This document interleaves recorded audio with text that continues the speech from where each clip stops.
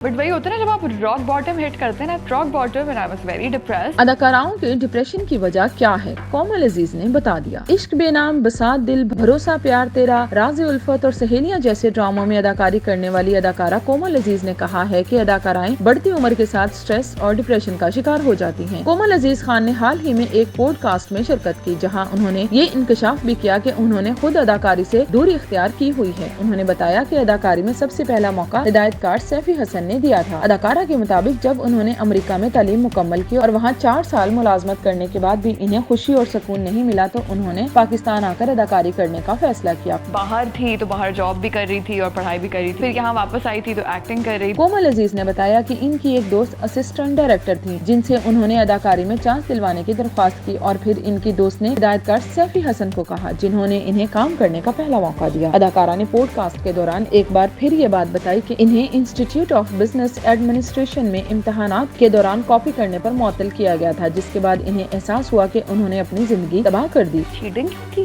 Like why? Like IBA पहुंच के जो बच्चा आईबीए पहुंचा वो चीटिंग क्यों कर रहा है? तो मैं बिगाड़ रही थी। कोमल अजीज का कहना था कि लेकिन अब इन्हें लगता है कि उन्होंने कॉपी करके अच्छा किया था, क्योंकि बाद में इन्हें अमेरिका के एक अच्छे तालीमी इदारे की जानिब से स्कॉलरशिप पर तालीम हासिल करने का मौका मिला, जहां जाकर उन्होंने खुद मुख्तार होना और कामयाब बिजनेस करना सीखा। एक सवाल के जवाब में उन्होंने बताया कि अदाकारी में कदम रखने के बाद इन्हें अपना कारोबार करने में मुश्किलात दरपेश थी और इन्हें 18 घंटे काम करना पड़ता था, जिसकी वजह से वो डिप्रेशन का शिकार भी हो गई थी और एक तरह से उनके रिश्तेदारों और दोस्तों के साथ ताल्लुकात भी खराब होने लगे थे। I was working too much because I got burnt out and I got very depressed. कोमल अजीज का कहना था कि बाद अज़ां उन्होंने अदाकारी को छोड़कर कुल वक्ती तौर पर कारोबार करने का इरादा किया और अब वो खुश हैं, क्योंकि इन्हें सिर्फ 4 घंटे काम करना पड़ता है। उन्होंने शोबिज़ इंडस्ट्री और अदाकारी की तारीफ की और एतराफ़ किया कि इन्हें सबसे ज्यादा खुशी अदाकारी में ही मिली, लेकिन इन्हें जल्द ही एहसास हुआ कि अदाकारी में इन समेत तमाम अदाकारों को इतना मुआवजा नहीं मिलता जितने मुआवजे के वो हकदार होते हैं। इनके मुताबिक इन्हें जितना मुआवजा मिलता है वो इन्हें कम लगता है, लेकिन दूसरी अदाकाराएं मुआवजे पर शुक्राने के नफल अदा करती थी और यही इनकी और दूसरी अदाकाराओं की सोच में फर्क था।